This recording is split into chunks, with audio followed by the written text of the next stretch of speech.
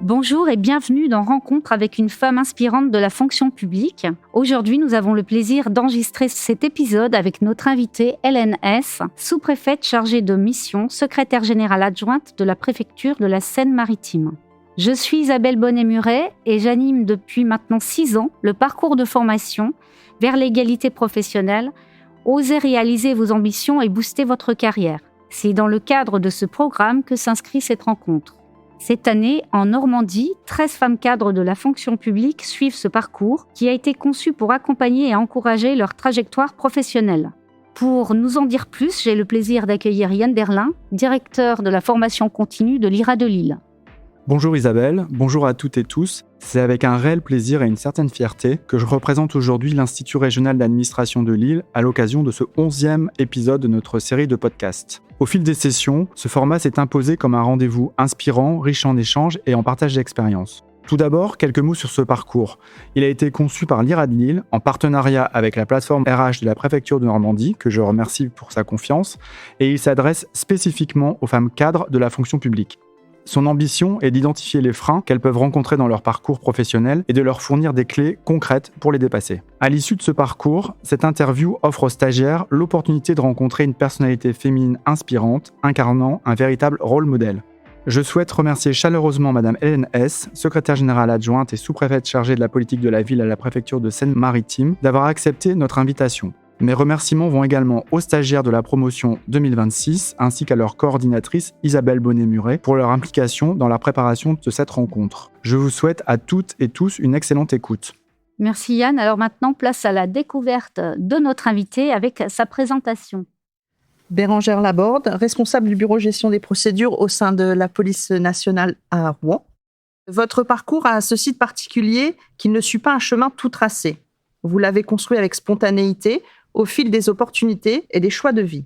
Né à Reims en 1971, vous avez grandi à Aix-en-Provence, puis votre parcours personnel et professionnel vous ont amené à découvrir différents territoires, des Ardennes à la Seine-Maritime, en passant par la Seine-Saint-Denis.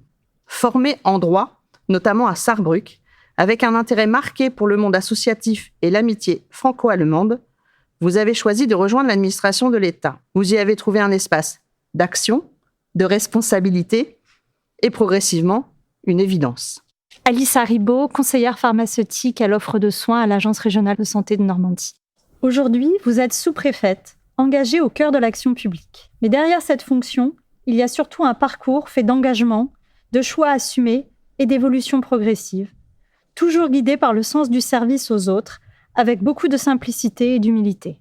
Dans vos missions, on retrouve des qualités essentielles, de l'empathie, de la curiosité et ce souci constant d'aboutir à des actions concrètes, utiles. Ce qui ressort de votre parcours, c'est une ligne directrice très claire.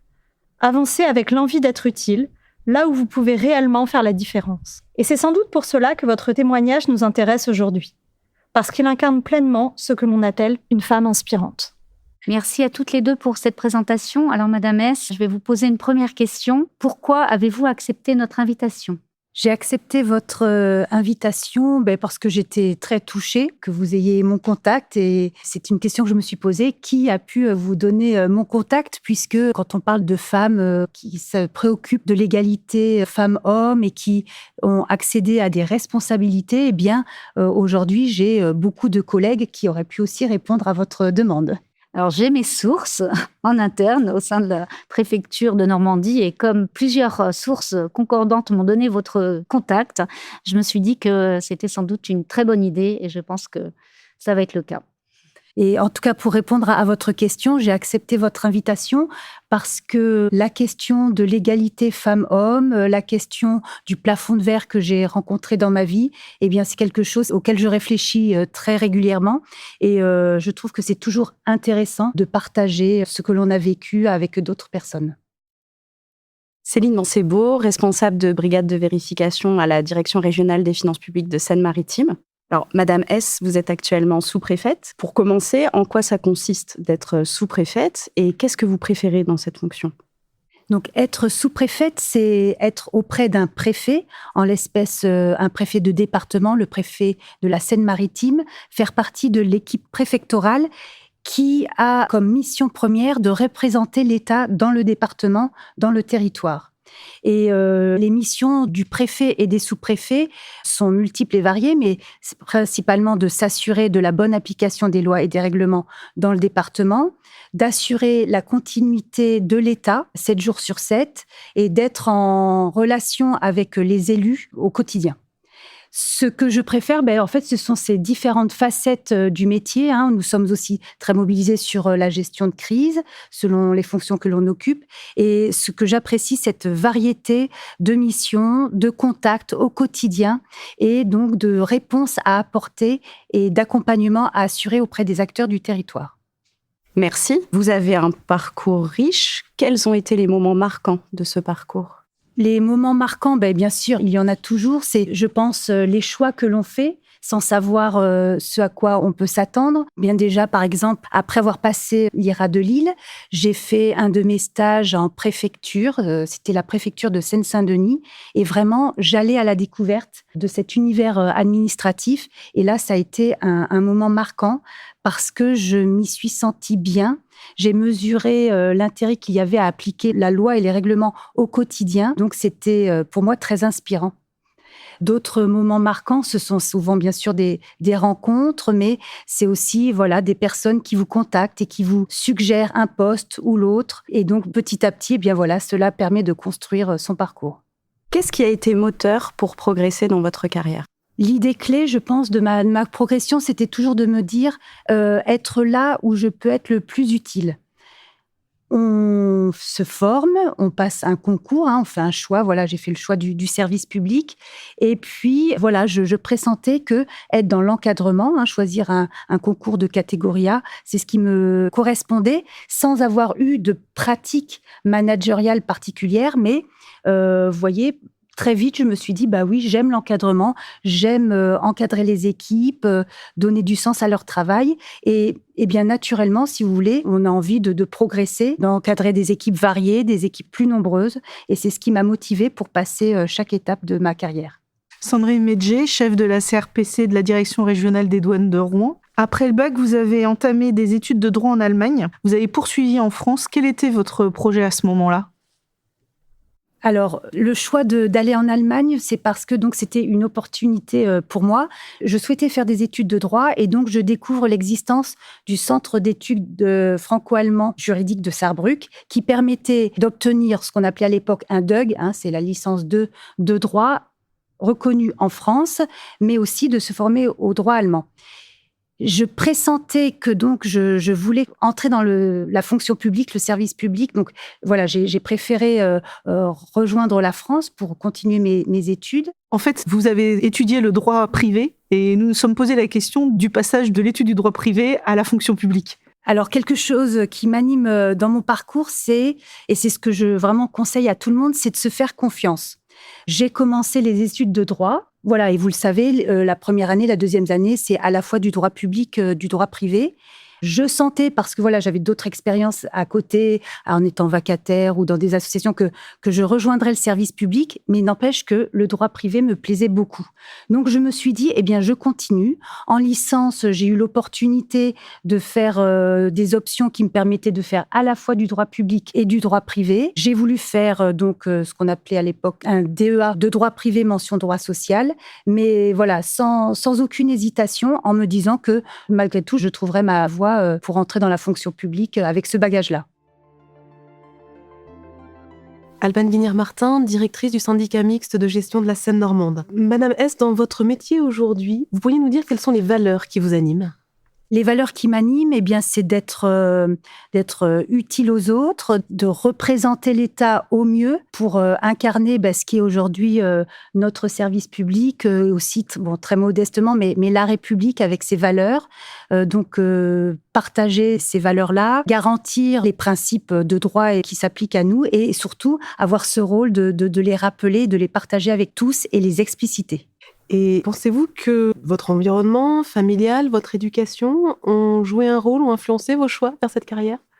Alors, c'est une question à laquelle on peut mieux répondre quand on prend un peu de l'âge, parce que je pense que, c'est vrai que, à 20 ans, 30 ans, 40 ans, on ne se rend pas forcément compte du bagage que nous transmet notre famille, mais c'est vrai qu'à 50 ans passés, je me rends compte combien des valeurs transmises par des grands-parents, par des oncles et tantes, des valeurs familiales, notamment, ce souci de proximité des autres, de participer à la solidarité, la cohésion sociale m'ont beaucoup animée. Et c'est vrai que quand je pense, nous tous, quand on fait un retour sur notre passé, nos valeurs familiales, on se rend compte qu'il y a une logique tout au long de notre chemin. Si vous le permettez, madame, nous souhaiterions faire un petit saut dans votre enfance. Est-ce que vous pourriez nous dire quel était votre rêve de petite fille ? Alors, le premier rêve de petite fille, c'était d'être majorette. Après, comme beaucoup, j'ai voulu devenir institutrice. J'ai voulu être pilote d'avion. Mais bon, c'était des idées comme cela qui n'avaient pas vraiment de consistance. Après, quand j'ai grandi, adolescente et arrivée en terminale, mais je n'avais aucune idée de ce que je voulais faire. Est-ce que certaines personnes ont été inspirantes ou ont guidé votre parcours ? Oui, bien sûr, il y a eu des personnes inspirantes. Alors, à titre très personnel, par exemple, mes grands-pères m'ont beaucoup marqué. L'un qui travaillait dans un syndicat agricole, qui s'était formé au droit par lui-même. Voilà, des grands-mères, dont une assez féministe, grande admiratrice de Simone Veil. Et puis d'autres personnes inspirantes, des hasards. Une personne qui avait fait la formation à l'IRA, qui m'a dit « je pense que ça pourrait te plaire ». Ensuite, dans mon premier poste en Seine-Saint-Denis, une hiérarchie extrêmement inspirante. Une femme, un homme qui, 25 ans plus tard, il y a encore des paroles de ces personnes-là qui me marquent et qui m'aident au quotidien quand je sens que j'ai besoin de soutien. Par exemple, une de ces personnes qui m'a dit au moment, alors que nous n'étions pas particulièrement proches, en fait j'étais chef de bureau et c'était un membre du corps préfectoral, mais qui m'a dit « on a besoin de gens comme vous ». Et donc là, c'est quelque chose qui m'est allé droit au cœur et qui me parle encore aujourd'hui. D'autres personnes très inspirantes, c'est la mentor qui m'a accompagnée. Et puis ensuite, un homme, donc 2 expériences de mentorat qui ont été très inspirants pour moi. Marie-Pascale Thiebaud, secrétaire générale adjointe à la DREAL Normandie. Le plafond de verre, on en parle beaucoup. Pour vous, concrètement, à quel moment de votre carrière avez-vous pu le ressentir et surtout, comment vous avez réussi à le franchir ? Alors, j'aime l'expression plafond de verre parce que le verre, c'est transparent. Et en fait, effectivement, pendant très longtemps, on ne le voit pas. Donc, je n'ai pas ressenti de plafond de verre venant de l'extérieur. J'ai eu la chance d'être toujours accompagnée justement par ces personnes inspirantes qui ne se sont jamais posé de questions, en me disant, au contraire, qui sont venues me chercher en me disant, faut poursuivre, Le plafond de verre, c'est quelque chose que j'ai complètement intériorisé par contre, où je me donnais des limites avec une préoccupation de conciliation de vie professionnelle et vie privée. Et je l'ai ressenti quand je suis devenue directrice de préfecture, donc à 40 ans passés, en me disant, je ne pourrais pas aller plus loin. Donc, jusqu'à la fin de ma carrière, je serai directrice de préfecture ou l'équivalent. Et est-ce que c'est cela que je veux ? Et je me disais, il n'y a pas d'autre choix. Quand on parle de parcours, de carrière, il y a une chose qui me paraît très, très importante, c'est l'accompagnement individualisé, le mentorat. Donc, le mentorat, aujourd'hui, en France, c'est une quasi-politique publique qui est portée par le ministère de la Jeunesse et de la vie associative, parce qu'il y a toute une palette de propositions d'associations pour faire du mentorat, que ce soit auprès de jeunes collégiens, lycéens, étudiants, ou plus pour des femmes, des hommes en parcours professionnel. Et je pense que cette relation mentor-mentoré est cruciale quand on s'interroge sur là où on en est dans notre carrière, et c'est le petit coup de pouce qui peut vous faire des bons choix. Et avec cette relation extrêmement bienveillante du mentor, en fait, on prend confiance en soi progressivement, et je trouve que les mentors participent grandement à briser le plafond de verre. Pour moi, c'est une évidence. Et le fait d'être une femme, a-t-il été un moteur dans votre carrière ou un frein, voire les deux ? Alors, j'ai eu la chance de vivre des expériences professionnelles dès l'origine très, très satisfaisantes, ce qui fait que être une femme n'a jamais été un frein. Très concrètement, je me souviens que, quand s'est posée la question d'avoir une famille, j'étais préoccupée. Mais voilà, c'est deux choses que j'ai abordées avec ma hiérarchie et ce sont des sujets qui ont été immédiatement balayés. Il n'y avait pas de sujet, quoi. Voilà. Après, est-ce que ça a été un moteur d'être une femme ? Je ne pense pas particulièrement. Magali Lemasson, assistante du secrétaire général en EPLE. Madame S, avez-vous déjà eu des difficultés à vous imposer dans certains milieux ? Si c'est le cas, lesquels ? Oui. Il est parfois difficile de s'imposer, mais je dirais que j'ai vécu des moments ponctuels. Difficile de s'imposer dans une réunion, par exemple, dans des univers, il faut le dire, très masculins. Par exemple, ça peut être le cas à la préfecture de police, mais ça peut être le cas dans toute situation où vous vous posez la question en tant que femme, tiens, est-ce que mon interlocuteur se serait comporté de la même manière si j'avais mesuré 1m80 et si j'avais été un homme ? Et vraiment, voilà, il y a 15 jours, par exemple, je me suis posé cette question. Mais voilà, on avance. Du coup, je rebondis sur ce que vous venez de dire. Donc, vous avez exercé dans des domaines divers. Vous êtes-vous toujours sentie légitime ? Figurez-vous que le sujet de la légitimité, j'en parle avec notamment une association rouennaise de jeunes.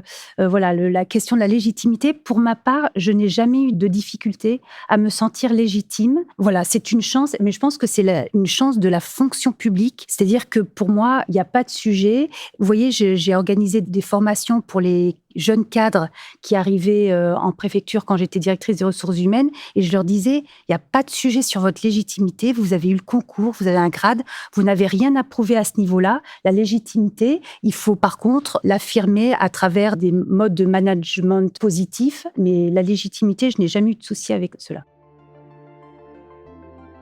Quelle importance donnez-vous au réseau dans votre parcours et comment le cultivez-vous ?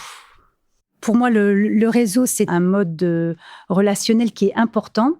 Et je vais vous dire, paradoxalement, j'y crois beaucoup, mais je le pratique pas assez. Mais je sais qu'on dit souvent que les femmes ont du mal à investir les réseaux. On ne s'autorise pas à prendre du temps pour cultiver nos réseaux. On se dit que c'est en plus du travail à côté. Mais par contre, dans ma pratique professionnelle, j'ai toujours tout fait pour favoriser la création de réseaux. Alors, très modeste, et on ne peut pas parler de réseau, mais vous voyez, quand j'étais directrice des ressources humaines en préfecture de Seine-Saint-Denis, je ressentais un certain isolement sur mon poste et j'étais persuadée que mes autres collègues, directeurs et directrices et secrétaires généraux de préfecture étaient isolés.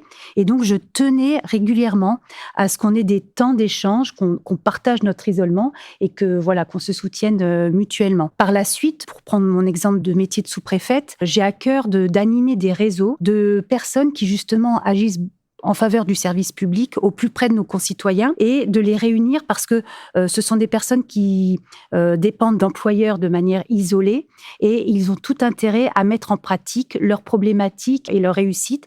Donc, pour vous citer des exemples de réseaux, ce sont des réseaux d'adultes relais, par exemple dans les Ardennes, où grâce à une collègue, donc on réunissait le réseau des adultes relais tous les trimestres.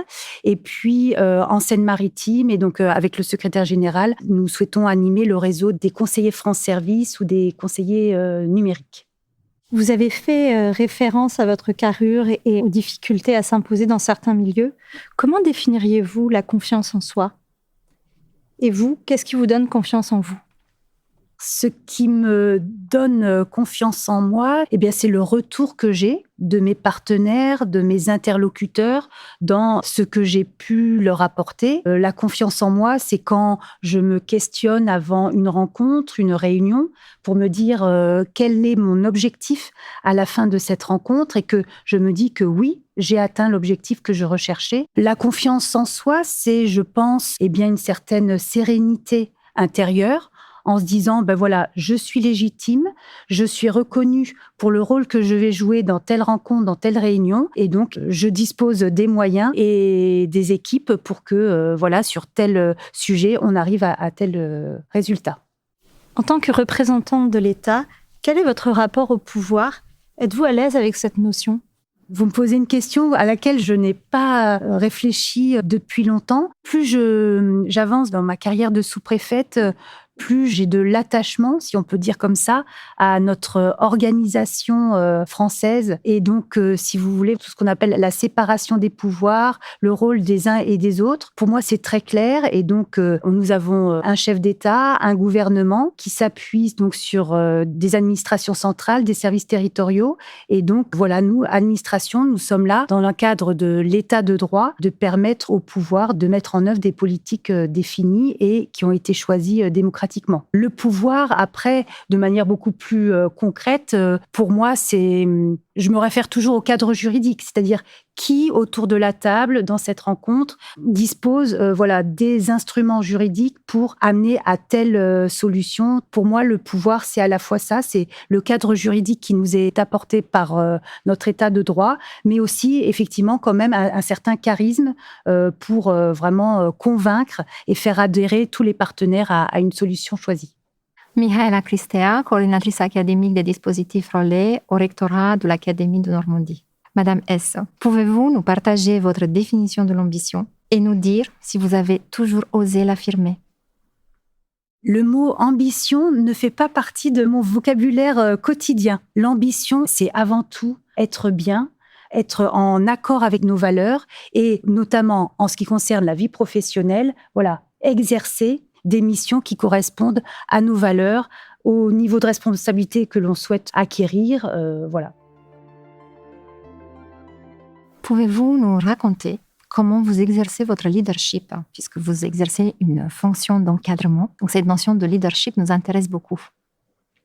La question du leadership rejoint un peu aussi cette question de la légitimité et de confiance en soi. C'est-à-dire que, dans la fonction publique, nous exerçons des missions, des fonctions qui sont décidées, qui sont réglées par des textes, les missions d'un sous-préfet. Donc, si vous voulez, mon leadership, il s'affirme déjà de par la fonction que j'exerce au quotidien. Ensuite, le leadership, il se traduit aussi par, je pense, le sens que l'on donne à notre action. Je crois que c'est très important pour nos partenaires, pour les équipes que l'on encadre, c'est qu'ils soient convaincus que nous, personnes en responsabilité, nous portons vraiment le sens de telle politique publique et que nous avons une idée que l'on construit souvent à plusieurs, mais de l'objectif que l'on veut atteindre. Sabrina Tiburce, chargée de développement territorial pour l'Orne à l'Agence régionale de santé Normandie. Est-ce que vous pouvez nous préciser quelles sont les valeurs que vous transmettez à vos équipes? Donc les valeurs que je transmets à mes équipes, c'est d'abord ce que l'on partage ensemble, le sens de la politique publique que l'on porte. Tout fonctionnaire qui travaille sur une politique publique donnée sait qu'il peut y avoir des moments d'interrogation sur la continuité d'un dispositif ou d'interprétation des textes. Donc déjà, donner un sens à ce que l'on fait, c'est la première chose. Et est-ce que vous auriez des conseils du coup à nous donner pour fédérer les équipes autour des valeurs communes, plus sur la mise en pratique en fait? Je pense que pour fédérer les équipes autour de valeurs communes, il faut être déjà dans la communication et donc dans l'explicitation de ce que je citais tout à l'heure, c'est-à-dire le sens de notre politique publique. Une fois que ces fondamentaux sont partagés, on fédère les équipes en partageant des objectifs. L'idéal, c'est de les co-construire, mais ce n'est pas toujours le cas. Et donc, permettre à chacun d'avoir une marge d'autonomie pour mettre en œuvre ses objectifs. Autre moyen, évidemment, de fédérer les équipes, c'est la qualité de vie au travail. C'est-à-dire travailler en confiance. On sait que le sujet de la qualité de vie au travail concerne vraiment tout environnement professionnel. Et donc, c'est vraiment établir des relations de confiance. Et donc, cela permet aussi de fédérer l'esprit d'équipe. Il y a une question que j'ai envie de vous poser. Quelle est la plus grande réussite de votre carrière? Je pense qu'il n'y a pas une seule grande réussite, mais pour moi, les réussites, c'est quand je revois apparaître des sourires sur des visages de personnes qui ont pu arriver en réunion, l'esprit tendu et inquiet. Mais les belles réussites, je dirais que c'est en matière de ressources humaines. C'est quand quelqu'un retrouve le sourire après une période difficile, quand on peut améliorer la qualité de vie au travail des équipes. Donc c'est un leitmotiv, le bien-être des équipes au travail. Est-ce que c'est pour cette raison-là que vous nous aviez parlé, quand on a préparé l'entretien, d'empathie? Est-ce que vous pensez que l'empathie est une force au travail, et en particulier dans votre fonction? Je pense que l'empathie, c'est une force avec ses limites, mais je pense que ça permet de saisir peut-être plus finement l'enjeu qui se joue, alors que ce soit en matière de ressources humaines, mais même dans une dynamique de réunion. Voilà. Comprendre la posture d'un élu, d'un représentant associatif, d'un représentant d'une administration. Pourquoi une posture, par exemple, de fermeture ou d'hostilité suite à la proposition d'un changement. Donc, faire ce travail d'empathie pour essayer de faire tomber les barrières et arriver à une solution partagée. Vanessa Magnier, directrice du CERT Permis de conduire internationaux de Cherbourg. Madame la sous-préfète, vous avez évoqué ce sujet très tôt finalement dans l'échange, c'est l'équilibre de vie. Avec les responsabilités que vous avez et que vous allez encore avoir, comment arrivez-vous à concilier justement votre vie personnelle et votre vie professionnelle ? J'essaie de concilier ma vie professionnelle et privée en étant claire avec moi-même sur l'engagement que je veux avoir à titre professionnel. Parce que, évidemment, être sous-préfet, ce n'est pas n'importe quelle mission. Voilà, donc c'est un choix qu'il faut assumer. Et c'est d'ailleurs pour cela que j'ai choisi d'être sous-préfète sur le tard, après 50 ans, puisque voilà, je voulais que mes enfants grandissent et soient autonomes pour ne pas leur imposer voilà, mes contraintes professionnelles. Donc, la conciliation vie privée, vie professionnelle, elle se construit en prenant du recul, en se disant quels sont les fondamentaux, ce que je voudrais vraiment préserver à titre privé et vérifier au quotidien que c'est compatible avec la vie professionnelle. Mais il ne faut pas se cacher. Voilà, être sous-préfet, c'est donner une priorité à la vie professionnelle, sachant que malgré tout, on peut se favoriser des moments personnels. Je pense que cette conciliation, elle est évolutive dans la vie. Et ça, c'est vraiment un message que je souhaite porter. Il faut se rassurer. Un exemple, après la naissance de mon deuxième enfant, j'ai choisi d'être à temps partiel. Quelques années après, quand j'étais DRH et que je proposais, que je suggérais ou un temps partiel, enfin en tout cas qu'une cadre, parce que c'est souvent les femmes à l'époque qui demandaient des temps partiels, elles me disaient « mais non, c'est pas possible pour ma carrière ». Et je lui disais, mais si, en fait, tout est possible, et notamment dans la fonction publique. Voilà, il y a des temps différents, des missions pour lesquelles on a plus de prise au niveau de l'organisation de son temps. Et je pense que c'est vraiment une balance dans la vie de choisir tel ou tel poste. C'est aussi, pour certains, un choix aussi qui est fait au niveau personnel et avec le conjoint. Et ce qui a été le cas avec mon époux, de se dire, dans telle période de prise de poste, j'étais plus mobilisée par mon travail, mais après, je peux être un peu plus en retrait et c'est lui qui peut progresser de son côté. Je pense que c'est vraiment une question qui doit être en permanence re-questionnée à titre personnel et puis aussi à titre familial pour qu'il n'y ait pas de surprise ou de tension inutile. Vous avez parlé de vos fonctions de sous-préfète. Quel engagement cela demande pour les personnes qui nous écoutent et qui ne connaissent pas forcément, qui ne sont pas de la fonction publique, au niveau horaire, par exemple ? Comme je le disais en introduction, une de nos missions étant de garantir la permanence de l'État 7 jours sur 7, il y a un principe de disponibilité de l'équipe préfectorale, donc sur la tranche 24 heures sur 24. Donc évidemment, cette responsabilité, elle incombe avant tout au préfet, mais aussi à la personne qui est directeur ou directrice de cabinet. Mais donc, les autres collègues sous-préfets prennent aussi leur permanence. Donc, cela signifie que nous avons des astreintes, notamment la nuit et puis aussi les week-ends. Et cela aussi nécessite une présence dans le département. Et donc, il faut le savoir, dans ce métier, en fait, le fait de quitter le département est soumis à autorisation de la part du préfet, où l'on vérifie que l'on ait 50% des sous-préfets présents sur le week-end et la semaine pour être vraiment présents en cas de crise majeure sur le territoire. Merci pour ces précisions intéressantes. Là, en tout cas, ce que je peux retenir de ce que vous nous dites, c'est qu'en fait, on n'a pas besoin de sacrifier quelque chose pour sa carrière ou pour sa famille. C'est vraiment cet équilibre, c'est plutôt un équilibre qu'un sacrifice. Je pense qu'il ne faut pas se voiler la face. Et si il y a des sacrifices, jeune maman, j'ai pu avoir le cœur serré de ne pas prendre une demi-journée pour aller accompagner une sortie. Mais à contrario, d'autres fois, j'ai pu le faire. Ou alors, au contraire, quitter tôt, vers 16 heures, le travail parce que je voulais absolument faire cette sortie d'école ou participer à telle chose. Donc, il faut mesurer quels sont ces sacrifices. Ce sont parfois des petits sacrifices et puis se dire dire que malgré tout, toute fonction permet à un moment donné d'être bien là pour sa famille et ses proches. Toujours en lien avec cet équilibre et du temps pour vous, à quoi consacrez-vous le temps libre si vous en avez ? Alors, le temps libre, bien sûr, j'ai du temps libre. Je le consacre principalement à mes proches. Parce que donc aussi la particularité du métier de sous-préfet et de préfet, c'est d'être en territoire, donc par définition, être loin de son foyer familial si celui-ci ne vous suit pas. Donc mon objectif, c'est de partager du temps avec mes proches qui me rejoignent le week-end. Et puis, bien sûr, aux amis, principalement la lecture, la cuisine, un peu de sport. Rien de très original au quotidien, mais sinon, voilà, quand même un fil conducteur, c'est que j'entretiens des amitiés franco-allemandes et que je favorise certaines rencontres à titre personnel, notamment l'été. Voilà, donc ça, ce sont des choses que je cultive avec grand bonheur. Au regard de votre parcours très riche et de ce que vous avez construit, vers quoi voudriez-vous tendre à présent ? Eh bien, écoutez, je vais vous répondre que je n'ai pas changé et que je n'ai pas d'ambition particulière. Il y a 6 ans, je ne savais pas que je serais sous-préfète. Là, mon objectif, c'est toujours cette idée d'être en responsabilité, là où je peux être utile.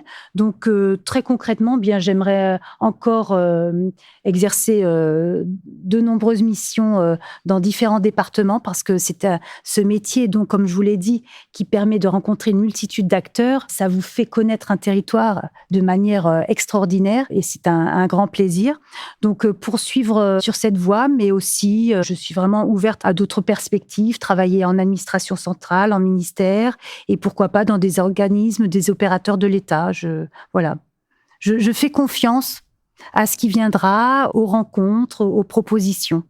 Peut-être qu'on peut rebondir sur ce que vous venez de dire. Vous n'aviez pas un plan de carrière, mais comment vous faites pour être à l'écoute des opportunités ? Est-ce qu'il y a aussi un lien avec le réseau, justement ? Les opportunités viennent à vous ou comment ça se passe, en fait, pour construire votre parcours ? Les opportunités, elles s'ouvrent aussi par les concours intermédiaires que l'on passe. Donc, par exemple, passer d'attaché à attaché principal, voilà. Et donc, le moment clé pour moi, ça a été donc de devenir administratrice de l'État via ce qu'on appelle un tour extérieur, ce qui ouvrait un panel. Ensuite, pour répondre précisément à votre question, quand on est sous-préfet, il y a en fait au ministère de l'Intérieur une gestion très particulière des carrières du corps préfectoral qui fait que c'est le ministère qui vient en proposition et qui est vraiment force de proposition en disant le prochain poste, ce sera celui-là, on vous conseille celui-là, bien sûr, après échange sur les contraintes personnelles, mais voilà comment ça se fait. Peut-être, pour préciser pour les auditeurs, le tour extérieur des administrateurs de l'État, à quoi cela correspond ? Qu'est-ce que cela implique ? Donc, c'est une voie d'accès au grade d'administrateur de l'État. Actuellement, en France, la voie la plus classique pour devenir administrateur de l'État, c'est le concours de l'INSP. Mais il y a une voie particulière qui existait déjà au temps de l'ENA, qui est que, en fait, un fonctionnaire cadre qui a un certain nombre d'années d'expérience peut déposer un dossier qui présente la carrière de la personne, dossier par lequel on fait part de notre motivation à être administrateur de l'État. Et donc, en fait, ce dossier, il révèle qu'on a exercé une variété de missions en responsabilité qui fait que, sans concours formel avec des épreuves écrites et orales, on peut accéder au grade d'administrateur de l'État. Donc, il y a un jury interministériel qui se réunit, qui fait une sélection des dossiers, et donc les personnes déclarées admissibles passent un grand oral. Quand je l'ai passé, donc il y avait une dizaine de personnes dans le jury. Là, cette année, les conditions ont été un peu revues.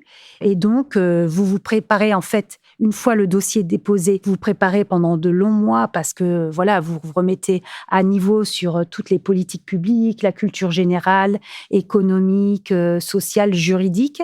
Et puis, donc, vous avez ce grand oral qui décide ou non si vous êtes admis. Et donc, administrateur de l'État, de tour extérieur, eh bien, les administrations centrales proposent des postes de sortie qui, quand je l'ai passé, étaient choisis vraiment dès l'obtention du tour extérieur. Et ensuite, nous partions 6 mois en formation un peu intensive dans les locaux de Strasbourg, donc de l'ex-ENA, INSP, pour une formation complémentaire. Le choix de ces postes de sortie, il est conditionné aux expériences antérieures ou justement il y a un objectif d'enrichissement des différents corps? Il y a tout à fait une logique d'enrichissement. On nous incite bien sûr à varier nos parcours et c'est le choix que j'ai fait parce que si j'avais exercé beaucoup de missions différentes, ça l'avait été toujours le cas en préfecture et en sous-préfecture. Et donc je me suis dit, il faut que je fasse un pas de côté, que je quitte le ministère de l'Intérieur. Et vraiment, vous voyez, là, c'est des questions d'opportunité. Quand j'ai vu la liste des postes, donc beaucoup m'intéressaient. Vraiment, là, c'est vraiment une ouverture des possibles. Hein, c'est fantastique. Eh bien, en l'espèce, il y avait un poste au ministère de la Jeunesse et Vie associative. Et je me suis dit, ce poste-là me plairait bien. Et le ministère m'a choisi pour ce poste. Effectivement, vous êtes sorti de votre ministère d'origine à cette occasion pour aller vers un autre ministère, découvrir d'autres missions, à un moment où, en plus, c'était une période très difficile, puisqu'on était entre 2019 et 2022. Aujourd'hui, est-ce que vous conseilleriez de faire la même chose, de prendre ce risque d'aller vers un autre domaine? Est-ce que vous en avez retiré du positif pour la suite de votre carrière? Ah oui, tout à fait. Je conseille absolument de faire des passerelles. Vous voyez, juste, moi, quand je regarde mon parcours, je me dis, il est quand même un peu monolithique côté appartenance ministérielle. Vraiment, je suis un produit du ministère de l'Intérieur. Et donc, vraiment, il faut développer ces expériences. On découvre d'autres manières de penser. C'est extrêmement enrichissant et c'est ce qui fait la richesse des équipes, de venir de différents horizons. Et pour moi, ça a été d'une grande richesse. Vraiment, ministère de l'Éducation nationale, jeunesse et vie associative. Vraiment, ça a été passionnant et cela, bien sûr, enrichit mes pratiques aujourd'hui, me donne une culture très utile. Quelle est la situation professionnelle la plus difficile que vous avez su surmonter et comment? Les situations professionnelles les plus difficiles, je pense très sincèrement, étaient celles où il y avait une difficulté relationnelle avec la hiérarchie. Il faut se le dire. Donc, des moments extrêmement difficiles puisque voilà, les valeurs que moi, j'essaie de partager avec les équipes et tout ça, bien, je n'en bénéficiais pas. Ça amène à se questionner sur sa légitimité, sur sa compétence. Cela nous fragilise beaucoup en tant que cadre, notamment sur notre légitimité par rapport à nos équipes. Donc j'ai connu quelques expériences douloureuses et j'en ai tiré le fait que souvent, il n'y a pas grand-chose à faire si ce n'est de partir, de choisir un autre horizon. Et là encore, c'est la chance de la fonction publique, c'est qu'on a accès à d'autres postes. On peut candidater ailleurs pour échapper à des situations toxiques. Cléa Tournier, chargée d'opérations immobilières au département des affaires immobilières du rectorat de Normandie.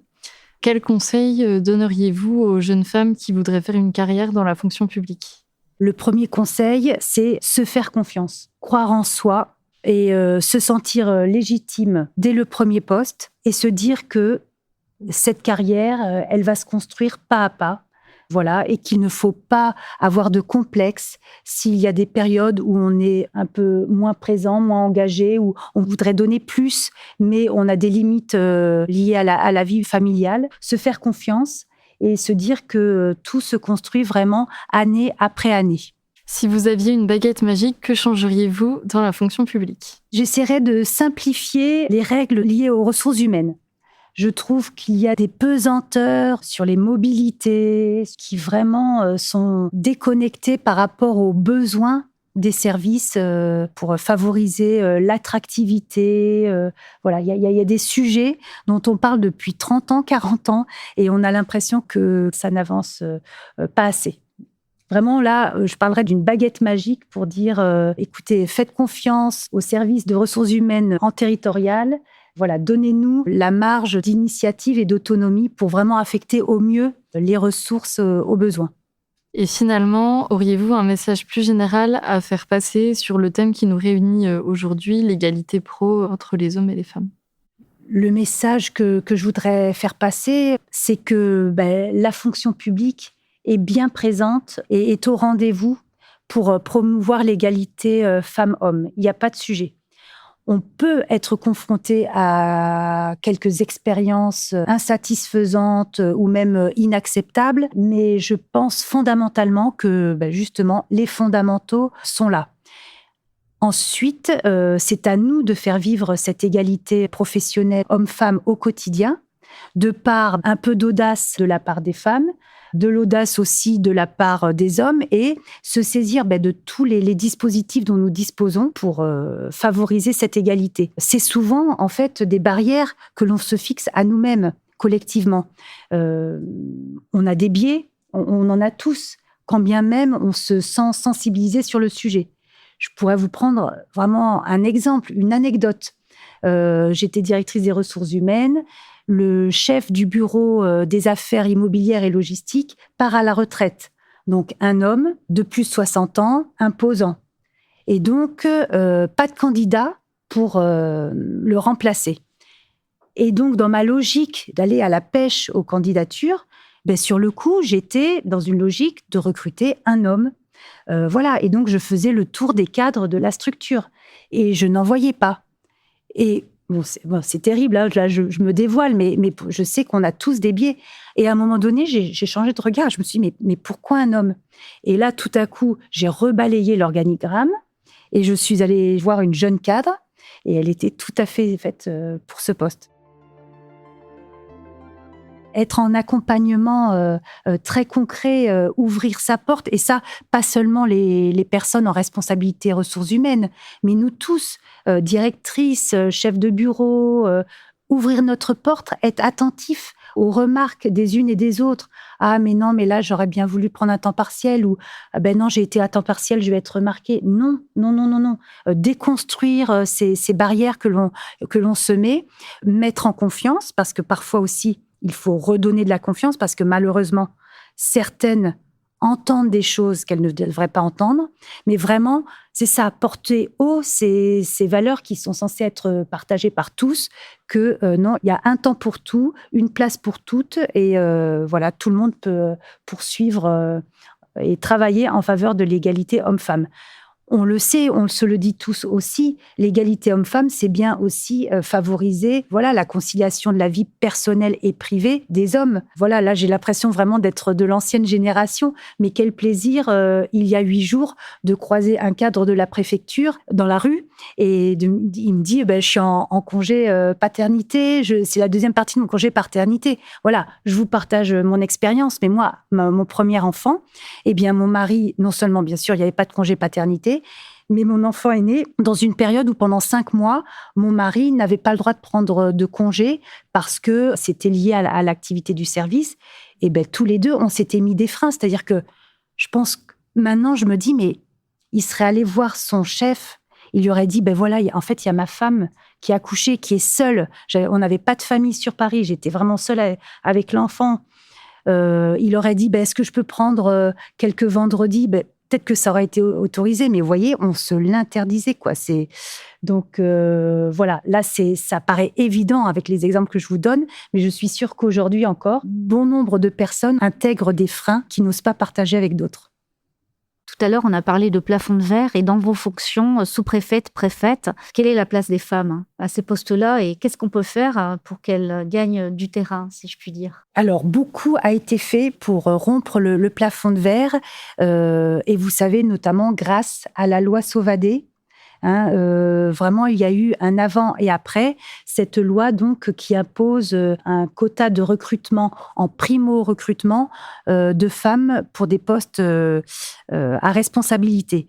Voilà, il y a eu un avant et après. Moi, quand j'étais jeune, le corps préfectoral était vraiment incarné par une image masculine. Aujourd'hui, ce n'est plus le cas. Le nombre de sous-préfètes, de préfètes augmente régulièrement, et je sais que de voir des femmes en responsabilité, ça donne aussi envie à d'autres femmes. Donc là, c'est vraiment des politiques qui sont menées volontairement et de manière très volontariste par les administrations centrales. Donc, par exemple, là, le ministère de l'Intérieur, de vraiment promouvoir, faciliter le parcours des femmes dans la fonction de sous-préfète. On part de très loin, parce que d'un point de vue historique, on peut rappeler la première femme préfète, c'est Yvette Chassagne, en 1981. Tout à fait. Oui, il y a du progrès. Voilà, et première femme en 1981, mais après, beaucoup de temps pour qu'il y ait davantage de femmes qui deviennent sous-préfètes ou préfètes. En 2015, a été créée une association au ministère de l'Intérieur, l'association Femmes de l'Intérieur.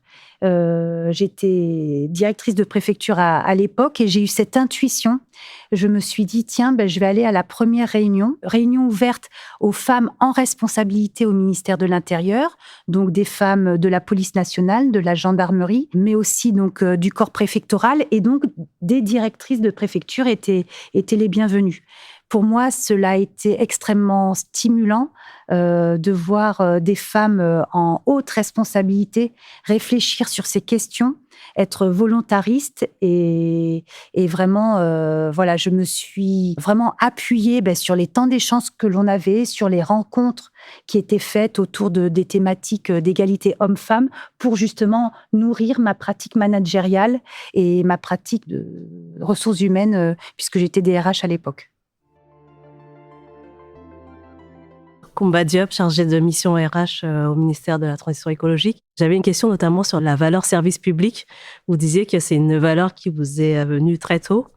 Et j'aimerais savoir aujourd'hui, à l'heure où l'attractivité du service public est un peu en perte de croissance, notamment chez les jeunes, je voudrais savoir ce que vous en pensez. Et à titre personnel, est-ce que vous avez réussi, vous, à inculquer cette valeur de service public à vos enfants ? Je vais commencer par la dernière question. Eh bien, écoutez, non, je n'ai pas réussi à inculquer la valeur du service public à mes enfants, dans le sens où elles ne s'orientent pas vers des fonctions de service public. Mais par contre, j'espère que je leur ai transmis les valeurs du service public, les valeurs de notre démocratie. En tout cas, c'est quelque chose que je fais vraiment au quotidien. Elles n'ont pas choisi cette voie parce que il se trouve que toutes les deux, ce sont des artistes. Mais par contre, vraiment, la valeur du service public, pour moi, elle m'anime au quotidien. Il n'y a aucun doute là-dessus. Je suis résolument optimiste dans la vie, sans être naïve. Je mesure toutes les fractures sociales, les difficultés qui existent dans notre société, mais vraiment, je souhaite valoriser l'action publique, les valeurs de notre pays. Ce sont des messages que je relais vraiment avec beaucoup de force auprès des jeunes que je peux rencontrer, qui viennent visiter la préfecture, de dire mesurons malgré tout la chance que nous avons, notre espace démocratique qui est une réalité si l'on compare à ce qui se passe à d'autres pays.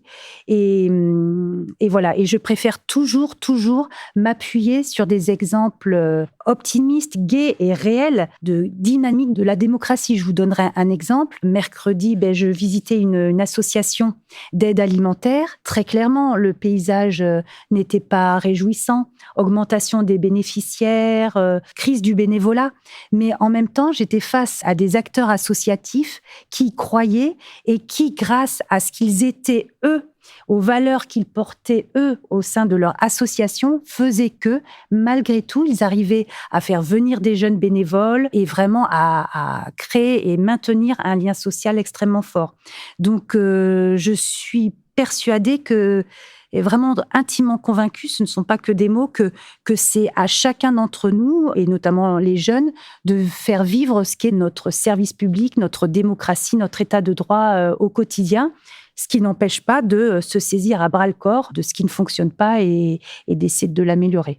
Alors Nathalie Assini, directrice PFRH, quand on travaille l'attractivité de la fonction publique, on se rend compte que les figures où les personnalités inspirantes sont en grande partie quelque chose d'important pour rejoindre la fonction publique et aussi monter sur des postes de carrière. Est-ce que vous pourriez dire que vous avez une personnalité inspirante ? Écoutez, je vais dire ce que l'on dit de moi dans différentes circonstances. Cela intéresse en fait les jeunes ou les moins jeunes et attire vers nos métiers. Ce que je tiens à dire, c'est que les personnalités inspirantes, ce ne sont pas forcément que des hauts fonctionnaires. On travaille ensemble avec la préfecture de région sur des actions d'attractivité et c'est bien sûr tout cadre, tout fonctionnaire qui rend attractif notre service public. Je donnerai un autre exemple. Dans le chapitre de l'inclusion, Vous savez, cette journée que l'on appelle duodé, qui fait que des fonctionnaires proposent à des personnes en situation de handicap de partager une journée de travail. Eh bien, c'est un travail de longue haleine, puisque figurez-vous qu'en Seine-Maritime, nous avons plus de fonctionnaires qui proposent une journée que des personnes qui participent. Donc vraiment, il faut vraiment relayer cette initiative à tous les niveaux et de dire que vraiment, quel bonheur de voir à la fin de la journée du duodé de novembre 2025, une personne qui avait osé franchir le pas de venir une journée auprès d'un guichet du public. Et en fin de journée, cette personne était convaincue et s'est dit mais oui. Et cette personne, eh bien depuis, elle est recrutée en contrat vacataire et que ça va peut-être lui donner envie de passer le concours de la fonction publique. Combien de fois les jeunes, les moins jeunes me disent « Ah, mais on n'imaginait pas que la préfecture, c'était ça ». Une parole d'un jeune stagiaire seconde de juin dernier. Alors lui, il a dit, après son stage, il n'avait pas du tout choisi la préfecture. Je crois qu'en seconde, on ne choisit pas vraiment de faire son stage en seconde en préfecture. Mais lui, voilà, il voudrait s'orienter vers la chimie. Il a dit « Ah ben ça, je ne travaillerai pas dans la fonction publique, mais alors je dirai plus jamais que les fonctionnaires ne travaillent pas ». Merci beaucoup, Madame S, pour cet échange. Ce qui marque dans votre parcours, c'est d'abord un choix assumé, celui de la confiance. La confiance dans nos institutions d'État, dans la fonction publique, la confiance dans le corps préfectoral qui est le vôtre aujourd'hui. Et puis aussi, vous venez de le dire, la confiance dans vos proches et dans vos mentors qui vous ont accompagné et soutenu. Et enfin, et je dirais surtout, la confiance en vous. La confiance dans le temps que vous vous êtes donné pour articuler votre parcours entre votre vie personnelle et votre vie professionnelle, pour vous laisser du temps. Et ça, c'est un grand signe de confiance. Votre trajectoire ne répond pas à une logique d'ambition affichée vers une trajectoire toute tracée. C'est plutôt un chemin fait de cohérence, de justesse, en accord avec vos valeurs personnelles. Alors, vous avez su saisir les opportunités au bon moment, vous les avez souvent provoquées, et vous avez pu, grâce à votre formation de haut niveau, atteindre des postes à haute responsabilité. Ces postes, vous avez mis en avant la richesse des différentes passerelles que vous aviez pu exercer entre les différents corps d'État. Dans ces différentes missions, vous avez toujours eu la même exigence, être utile, efficace et représenter au mieux les valeurs de l'État. Donc ce que nous retiendrons, c'est votre façon d'exercer le leadership avec beaucoup de modestie, une attention constante aux autres, et puis toujours le souci de préserver la qualité de vie au travail. Que ce soit dans le management de votre équipe, que ce soit dans le service public, vous souhaitez toujours donner, transmettre et partager. Et vous le faites en vous mettant à la portée de vos interlocuteurs. Alors, transmettre et construire ensemble, ce sont des constantes de votre parcours. Vous nous avez parlé brièvement de votre attachement à l'amitié franco-allemande et peut-être, qui sait, un jour, vos prochaines missions vous mèneront vers des départements de l'Est, là où le mot coopération prend tout son sens. Donc finalement, nous garderons de cet échange qu'il est possible d'aller plus haut, parfois plus loin, sans oublier et sans sacrifier ses valeurs, mais en faisant toujours preuve de sincérité, d'humanité et en se faisant confiance. Et c'est dans ce sens, Madame S, que vous êtes une femme inspirante.